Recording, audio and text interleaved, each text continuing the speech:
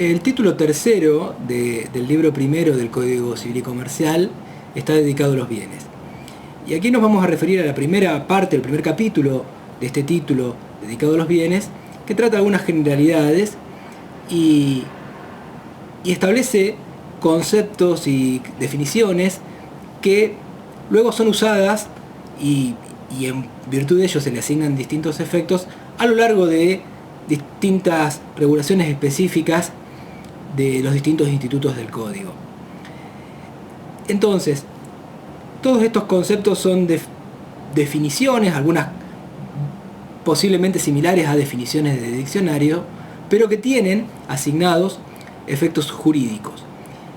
Y en este sentido, los artículos 225 y sus siguientes, que tienen un aire de familia con cosas que ya conocíamos y estaban predefinidas desde el Código de Vélez, con algunas pequeñas variaciones, se desarrollan en una serie de conceptos que podríamos agrupar de a pares. Y entonces los vamos a ver en forma más o menos correlativa, tal como aparecen en el código. El primero de estos pares es el concepto de bienes muebles e inmuebles. Es una definición bastante transparente: las cosas adheridas al suelo, el suelo mismo y las que se encuentren bajo el suelo son, por definición, inmuebles por su naturaleza. Este es el concepto dado en el artículo 225.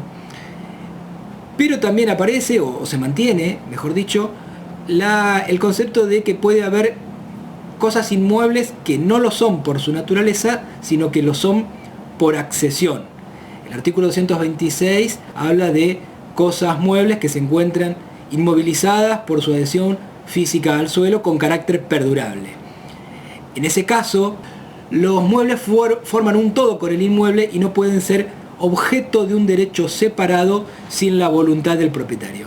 Acá la misma definición nos está de alguna forma anticipando el efecto. Tenemos entonces esta definición. Naturalmente las cosas muebles son las que pueden desplazarse por sí mismas o por una fuerza externa. Y desde luego esta distinción entre muebles e inmuebles tiene muchos efectos, porque con la presunción razonable de que los inmuebles tienen mayor valor, siempre que lo regulen, las transmisiones y constituciones de derechos sobre cosas inmuebles está sujeta a mayores rigores por parte de la ley. Un segundo paralelismo es el que aparece en el artículo 228 entre cosas divisibles e indivisibles. El efecto de las cosas divisibles es que puede ser dividida en porciones menores sin ser destruidas cada una, y cada una de ellas forma un todo homogéneo. Sabemos que puede haber cosas que no son divisibles, ya sea porque no se las puede físicamente dividir o porque su fraccionamiento convierte en antieconómico su uso o aprovechamiento. Y esto es particular, la ley anticipa un caso especial de esto, que es cuando se establecen una zonificación de parcelas mínimas en las leyes locales. Entonces ahí tenemos, por ejemplo, en un terreno que físicamente sería divisible, legalmente no lo es por estas regulaciones. Un tercer paralelismo que aparece es el de cosas principales y accesorias, dado en el artículo 229 y 230. Son principales las cosas que pueden existir por sí mismas, son cosas accesorias aquellas cuya existencia o naturaleza dependen de la cosa principal a la cual, con la cual se relacionan o con la cual están adheridas. Y este es el efecto que la ley misma le preordena, que es que su régimen jurídico es el de la cosa principal, excepto disposición en contrario. Un par de conceptos que también a veces se relacionan, pero que no son estrictamente coincidentes entre sí, es el de cosas consumibles y cosas fungibles. El artículo 231 nos dice que son cosas consumibles aquellas cuya existencia termina con el primer uso, por ejemplo, una botella de vino. Y que son cosas no consumibles las que no dejan de existir por el primer uso, que se que se hace de ellas, aunque puedan ir desgastándose o tornándose menos aptas o perdiendo su naturaleza con el tiempo. Por ejemplo, una herramienta o un martillo eventualmente, si es usado durante mucho tiempo, o una prenda de ropa, pero puede perder su funcionalidad, pero ciertamente no se agota con el primer uso. No coincide plenamente con este concepto, aunque muchas veces sí, el concepto de cosas fungibles, que es, hablamos de fungibilidad siempre que nos sea indiferente el ejemplar concreto dentro de una especie determinada.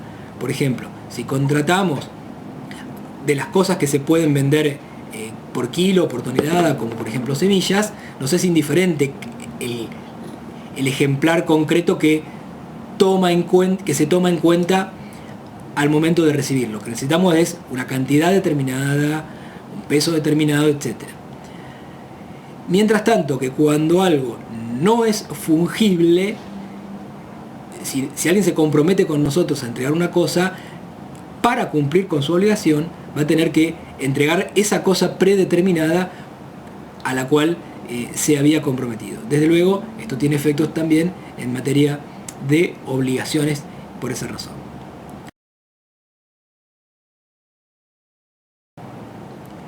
Muy importante es también la distinción entre frutos y productos. La diferencia esencial es que los frutos son aquello que una cosa produce sin que se altere o disminuya su esencia. Un poco como su nombre lo indica, un árbol me produce frutos este año y eventualmente los puede, o bajo ciertas condiciones, los podrá seguir produciendo el año que viene y en años subsiguientes. No se altera su esencia. En cambio, el producto son objetos que yo puedo extraer de la cosa, que las puedo separar o sacar, pero que van alterando o disminuyendo su esencia.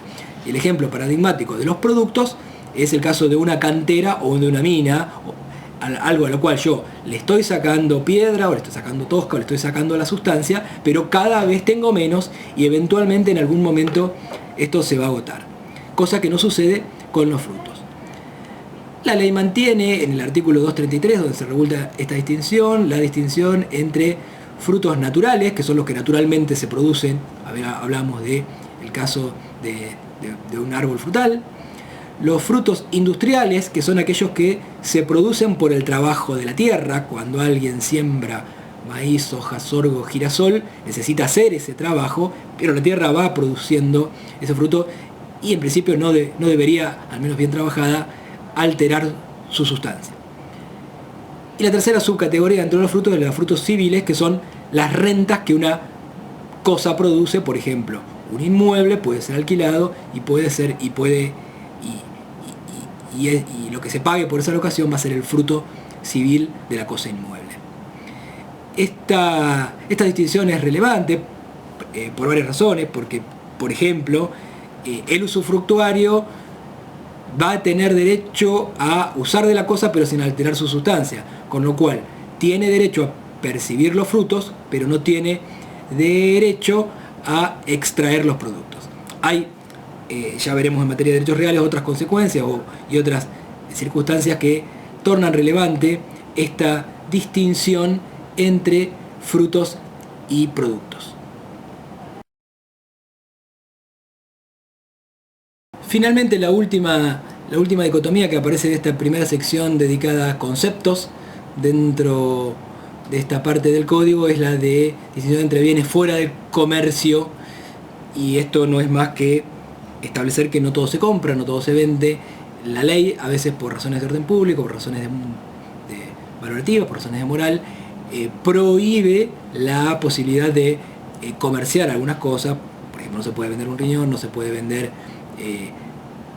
ciertos bienes públicos, y esto está reconocido con carácter general en el artículo 234, cuando dice que están fuera del comercio los bienes cuya disposición o transmisión está expresamente prohibida o por la ley o por acto jurídico permitidos por el código. Hay una dicotomía muy muy relevante también, a la cual se dedica toda la sección segunda de este primer capítulo del título tercero dedicado a los bienes. Y es la distinción entre dominio público, dominio privado, con diversos efectos. Entonces, el dominio público en principio resulta la excepción y aparece aparece una lista inicial en el artículo 235 que después puede ser complementada por leyes especiales, pero en todo caso deberá ser definida por ley. ¿Qué bienes son los pertenecientes al dominio público? El mar, las aguas interiores, los ríos, estuarios, arroyos y cursos navegables, las islas que se formen o formadas dentro del mar territorial, la zona económica exclusiva, el espacio aéreo suprayacente, conceptos de claro espacio público, y otros que son por ahí más concretos o más cotidianos, como calles, plazas, caminos, canales fluviales y cualquier otra obra pública destinada para utilidad o comodidad común. También son de dominio público los documentos oficiales del Estado y las ruinas y yacimientos arqueológicos y paleontológicos por su interés inevitable y claro interés científico y cultural. El efecto importante de cuando una cosa está sometida o sujeta al dominio público es que se tratará de una cosa inenajenable, a veces se dice inalienable, inembargable e imprescriptible. El Estado no puede ceder una plaza o un camino, salvo que lo desafecte del uso de utilidad o comodidad común, y claramente no lo puede hacer con respecto a una playa, con respecto a una parcela de mar, con respecto a una porción del espacio aéreo suprayacente. Esos son bienes de dominio público. Es distinto, aún siendo de titularidad estatal, el caso contemplado en el artículo 236 dedicado a los bienes de dominio privado del Estado. Bajo el régimen del dominio privado del Estado encontramos y destacamos en el inciso A del artículo 236 a los inmuebles que carecen de dueño. Esto en verdad significa que se presume que todo lo que no tiene dueño es del Estado, y adicionalmente el Estado no tiene que demostrar la titularidad de ello, no tiene un título de dominio. Eventualmente podrá generarlo para transferirlo, lotearlo o cederlo o concesionarlo a un particular. En esta enumeración de cosas que están bajo el dominio privado del Estado encontramos, como decíamos, los inmuebles que carecen de dueño, las minas y yacimientos, por ejemplo yacimientos petrolíferos o gasíferos, lagos no navegables que carecen de dueño, cosas muebles de dueño desconocido que no sean abandonadas, excepto los tesoros, que tienen una regulación específica que ya veremos en derechos reales, y los bienes que pueda haber adquirido el Estado nacional, provincial o municipal por cualquier título, o sea, porque lo compró una persona o porque lo puedo haber expropiado. Bajo cuando se comporta bajo un régimen de dominio privado, no se da esa nota de inenajenabilidad, inembargabilidad e imprescriptibilidad. Consecuentemente, estos inmuebles que carecen de dueño, que presuponemos que son del Estado, sí alguien podría, mediante una posesión, por el término estipulado en la ley, adquirirlos como bajo el sistema de la prescripción adquisitiva, cosa que, como decíamos, no podría ser con respecto a una plaza o una playa. Por exclusión, los bienes que no son del Estado Nacional, del Estado Provincial o de la Ciudad Autónoma de Buenos Aires son bienes de los particulares. Muy bien. Límites al ejercicio de los derechos individuales sobre los bienes. Y acá es donde está el fantasma de yo tengo una casa vacía, me la van a ocupar. No, eso no va a suceder, al menos dentro del plano legal. A lo mejor se la ocupan, pero eso no es otra cosa. Entonces dice, El ejercicio de los derechos individuales sobre los bienes mencionados en las secciones 1 y 2, todos los bienes que acabamos de describir, los del Estado, los privados del Estado y los de los particulares, debe ser compatible con los derechos de incidencia colectiva. Ahora les voy a explicar qué quiere decir eso. Debe conformarse a las normas de derecho administrativo nacional y local dictadas en el interés público y no debe afectar el funcionamiento ni la sustentabilidad de los ecosistemas, de la flora, de la fauna, la biodiversidad, el agua, los valores culturales, el paisaje, entre otros, según los criterios previstos por la ley especial. ¿Qué quiere decir esto? Yo tengo un límite. Si yo me compré en el sur, y vuelvo al sur porque es donde más hay este tipo de cosas. Yo me compré en el sur un terreno enorme y me hice una casa divina, en un lote que lo puedo comprar, que estaba disponible para la venta, que era de un particular. Pero en el medio tengo un alerce gigante, no lo puedo talar, porque es una especie protegida. Eso es el límite al uso del bien particular, ¿sí? Si yo tengo la casa con salida al lago, yo no puedo prohibir el acceso al lago. O sea, a ver, yo no voy a comprar nada que circunde un lago, se imaginan, ¿no? Pero tiene que haber salidas al lago públicas. No puedo cerrar el camino al lago. Ese es el límite que yo tengo, no a la propiedad ociosa que me la va a sacar el Estado.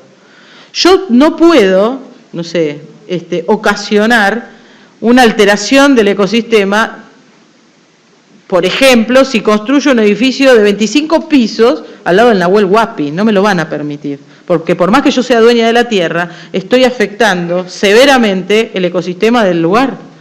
Entonces, ese es el límite que yo tengo de los bienes personales, no otro. Eso es lo que quiere decir el artículo. Derecho de incidencia colectiva. Todos tenemos derecho a que se nos conserven los bosques.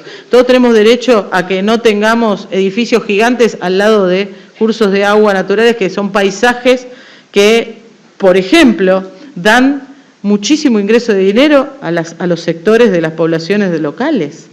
O sea, si Bariloche estuviera llena de edificios, no creo que vaya tanta gente. Entonces, eso afectaría a los derechos de los barilochenses a tener un lugar turístico en determinadas condiciones, así sucesivamente. Esas son las regulaciones que son perfectamente legales y en donde yo no puedo excederme de ese límite. Eso es lo que quiere decir el Código. A esos derechos de incidencia colectiva se refiere.